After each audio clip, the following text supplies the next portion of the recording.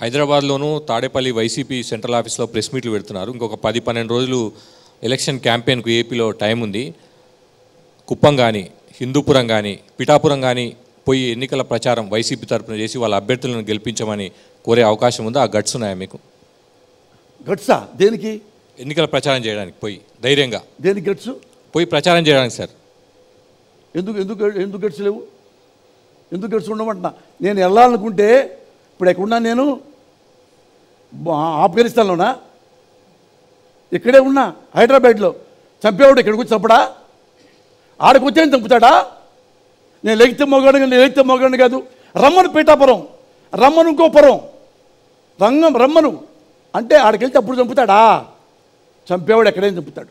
వెళ్తారా వెళ్ళారా? నేను ఎందుకు వెళ్ళను? ఇప్పుడు నేను మొత్తం తిరగలేదా? ఇండియా ఆంధ్రప్రదేశ్ మొత్తం తిరగలేదా? నేను అన్నీ తిరిగా. తిరగడం కాదు సార్, ఎన్నికల ప్రచారం గురించి అడుగుతున్నాం సార్. మీరు తిరగలేదు అనట్లేదు. ఇప్పుడు ఎన్నికల ప్రచారానికి ప్రచారము, నా ఎన్నికల ప్రచారం అవసరం అనుకుంటే గ్యారంటీకి వెళ్తాను. అంటే ఇప్పుడు వైసీపీ వాళ్ళు ఎవరు వచ్చినా చంపేస్తారా? పిఠాపురం లేదు, మీరు వెళతారా? మీరు సినిమా నటుడు, హిందూపురంలో హీరో బాలకృష్ణ పోటీ చేస్తూ ఉన్నారు, పిఠాపురంలో మీ ఫ్రెండ్ పవన్ కళ్యాణ్ పోటీ చేస్తున్నారు. అక్కడికి వెళ్ళి ప్రచారం చేస్తారా? అలాగే మీ పాత ఫ్రెండ్ చంద్రబాబు కుప్పంలో పోటీ చేస్తున్నారు, మీ ఇంకొక నాయకుడు మంగళగిరిలో పోటీ చేస్తూ ఉన్నారు. వాళ్ళ దగ్గరికి వెళ్ళి ప్రచారం చేయగలుగుతారా? పోసాని కృష్ణమురళి, మంగళగిరి మీ ఊరు పక్కనే ఉంది. 100% నాకు హుకుం జారీ చేసి వెళ్తా.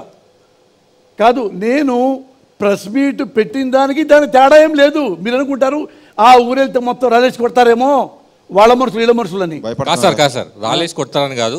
ఇక్కడ బాగా చెప్తున్నారు. ఇంకా డైరెక్ట్గా వాళ్ళకి వెళ్ళి కాంటాక్ట్ చేసి చెప్తే ఇంకా ఈజీ అవుతుంది. మీ పార్టీ కానీ కనెక్ట్ అవుతారు. నేరుగా మీరే వెళ్ళి ఓట్లు అడిగారు అనుకోండి. చాలా చేశాను, మళ్ళా కావాలని వస్తా, పిలిస్తే వస్తా గ్యారెంటీ. మిమ్మల్ని ప్రెస్ మీట్లు పెట్టే మాట్లాడమన్నారా? వెళ్ళి ప్రచారం కూడా చేయమని చెప్తారా? ప్రెస్ మీట్లు ఎవ్వరు ఎప్పుడు చెప్పరు నాకు. You should not forget that kind of అట్లాంటి వాడిని కాదు. పోసాని కృష్ణమురళి కానీ వాడు వచ్చి ప్రెస్ మీట్ పెట్టవా, ఒక 5,000 వాడు చెప్పారే డబ్బులతో తీసుకున్నాడని, 10,000 ఇవ్వు, ఇది ఆ టైప్ మనిషిని కాదు నేను. నాకు డబ్బులు ఉన్నాయి, పేదవాడిని కాదు. అది అడుక్కునేవాడి పని, నేను అడుక్కునేవాడిని కాదు. మీరు ప్రెస్ మీట్లు పెట్టడం తప్పు కాదు. ప్రెస్ మీట్లు పెట్టి కేవలం చంద్రబాబును విమర్శించడం, పవన్ కళ్యాణ్ మీద తిట్టి అంటే మీరు నాకంటే చిన్నోళ్ళు వయసులో, అందుకని నేను చంద్రబాబు పోయినప్పుడు మీకు తెలియదు. నాకు 60 కదా, మీకు 30s ఉంటాయి. అప్పుడేదో చిన్న నిక్కర్తో ఉండి ఉంటావు నువ్వు. ఓకే, అప్పటి నేను ఎప్పుడు తెలుసా, ఎప్పుడు నుంచి ఉన్నాను రాజకీయాల్లో? 1981. నువ్వు పుట్టున్నావు అప్పుడు? పుట్టావా? పుట్టావా? ఎంత వయసు అప్పుడు ఉంటుంది? 6 ఏళ్ళు ఉంటుంది. 6 ఏళ్ళకు నువ్వు పేపర్ చదువుతావా?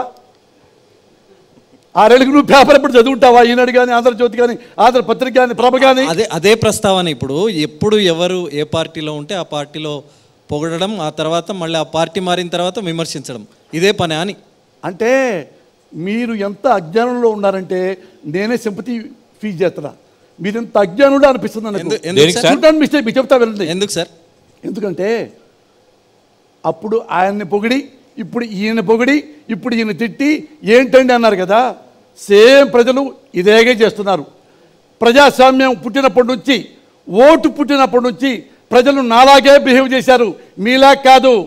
వచ్చిననుకో ప్రజలందరూ బ్రహ్మాండంరా, రామారావు గారు భలే వచ్చాడు, మొత్తం రామారావుకి టపా టపా గుచ్చాడు. రామారావు బాగా చేస్తాడు. ఏది పెద్ద డైలాగ్ చెప్పాడు కదా, ఏది 17 డైలాగ్ చెప్పాడు. సమాజమే నా దేవాలయం, ప్రజలే నా దేవుడు అన్నాడా? నమ్మారా? ఓట్లేసాడా? రామారావు కంపు చేశాడా?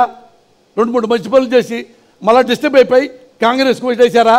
మళ్ళా కాంగ్రెస్ కూడా మళ్ళీ ఏంట్రా వీళ్ళు బుద్ధి మారలేదా అని ప్రజలు మళ్ళీ వాళ్ళని తిట్టి రామారావు ఇందాక చెప్పిందే మళ్ళీ చెబుతున్నారు. అదే అడుగుతున్నాడు మళ్ళా. ఇప్పుడు